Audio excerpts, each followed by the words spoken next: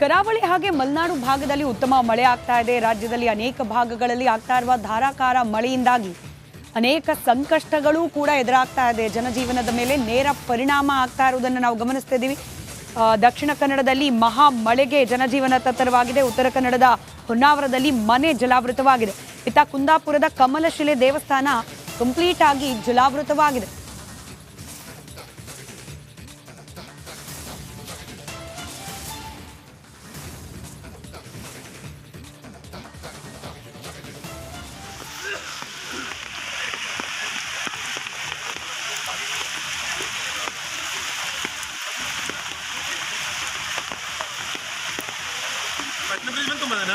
ಇಲ್ಲಿ ತುಂಬುತ್ತದೆ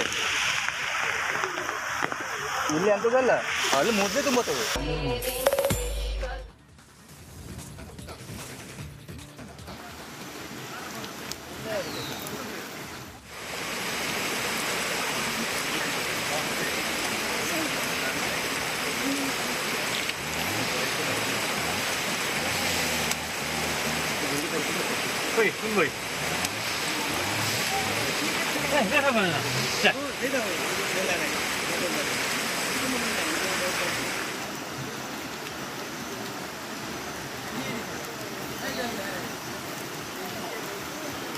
ಮಳೆಯಿಂದ ಆಗ್ತಾ ಇರುವ ಅನಾಹುತವನ್ನ ದೃಶ್ಯಗಳಲ್ಲಿ ಗಮನಿಸ್ತಾ ಇದ್ದೀರಿ. ಎಲ್ಲೆಲ್ಲಿ ಯಾವ್ಯಾವ ರೀತಿಯಾಗಿ ಪರಿಣಾಮ ಮಳೆಯಿಂದ ಉಂಟಾಗಿದೆ ಅಂತ ಹೇಳಿ.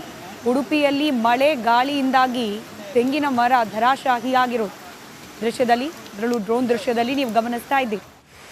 ಹೊನ್ನಾವರದಲ್ಲಿ ಮನೆ ಜಲಾವೃತವಾಗಿದೆ. ಇತ್ತ ಕುಂದಾಪುರದಲ್ಲಿ ದೇವಸ್ಥಾನ ಕಂಪ್ಲೀಟ್ ಆಗಿ ನೀರಿನಿಂದ ಆವೃತವಾಗಿದೆ.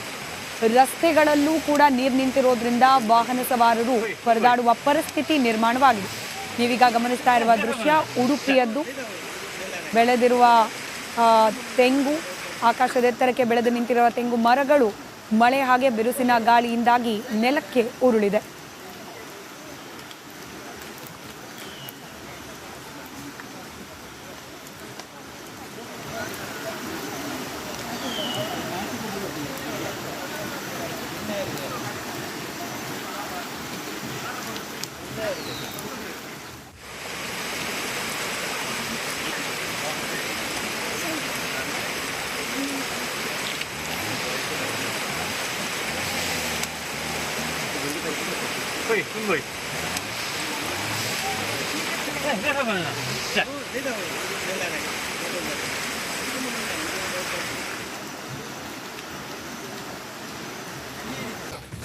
ಕರಾವಳಿ ಹಾಗೆ ಮಲೆನಾಡು ಭಾಗದಲ್ಲಿ ಉತ್ತಮ ಮಳೆ ಆಗ್ತಾ ಇದೆ. ರಾಜ್ಯದಲ್ಲಿ ಅನೇಕ ಭಾಗಗಳಲ್ಲಿ ಆಗ್ತಾ ಇರುವ ಧಾರಾಕಾರ ಮಳೆಯಿಂದಾಗಿ ಅನೇಕ ಸಂಕಷ್ಟಗಳು ಕೂಡ ಎದುರಾಗ್ತಾ ಇದೆ. ಜನಜೀವನದ ಮೇಲೆ ನೇರ ಪರಿಣಾಮ ಆಗ್ತಾ ಇರುವುದನ್ನು ನಾವು ಗಮನಿಸ್ತಾ ಇದ್ದೀವಿ. ದಕ್ಷಿಣ ಕನ್ನಡದಲ್ಲಿ ಮಹಾ ಮಳೆಗೆ ಜನಜೀವನ ತತ್ತರವಾಗಿದೆ. ಉತ್ತರ ಕನ್ನಡದ ಹೊನ್ನಾವರದಲ್ಲಿ ಮನೆ ಜಲಾವೃತವಾಗಿದೆ. ಇತ್ತ ಕುಂದಾಪುರದ ಕಮಲಶಿಲೆ ದೇವಸ್ಥಾನ ಕಂಪ್ಲೀಟ್ ಆಗಿ ಜಲಾವೃತವಾಗಿದೆ.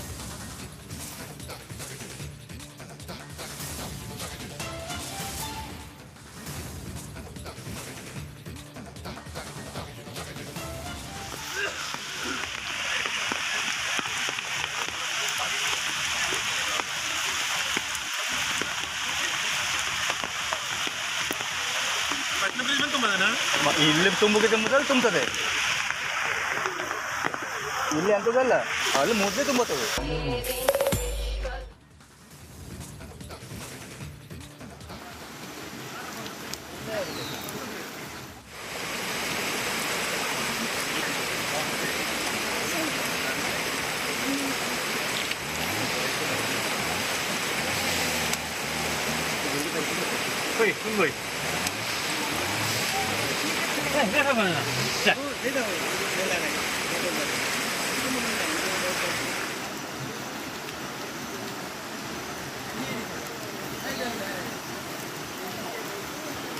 ಮಳೆಯಿಂದ ಆಗ್ತಾ ಇರುವ ಅನಾಹುತವನ್ನ ದೃಶ್ಯಗಳಲ್ಲಿ ಗಮನಿಸ್ತಾ ಇದ್ದೀರಿ. ಎಲ್ಲೆಲ್ಲಿ ಯಾವ್ಯಾವ ರೀತಿಯಾಗಿ ಪರಿಣಾಮ ಮಳೆಯಿಂದ ಉಂಟಾಗಿದೆ ಅಂತ ಹೇಳಿ. ಉಡುಪಿಯಲ್ಲಿ ಮಳೆ ಗಾಳಿಯಿಂದಾಗಿ ತೆಂಗಿನ ಮರ ಧರಾಶಾಹಿಯಾಗಿರೋದು ದೃಶ್ಯದಲ್ಲಿ, ಅದರಲ್ಲೂ ಡ್ರೋನ್ ದೃಶ್ಯದಲ್ಲಿ ನೀವು ಗಮನಿಸ್ತಾ ಇದ್ದೀರಿ. ಹೊನ್ನಾವರದಲ್ಲಿ ಮನೆ ಜಲಾವೃತವಾಗಿದೆ. ಇತ್ತ ಕುಂದಾಪುರದಲ್ಲಿ ದೇವಸ್ಥಾನ ಕಂಪ್ಲೀಟ್ ಆಗಿ ನೀರಿನಿಂದ ಆವೃತವಾಗಿದೆ.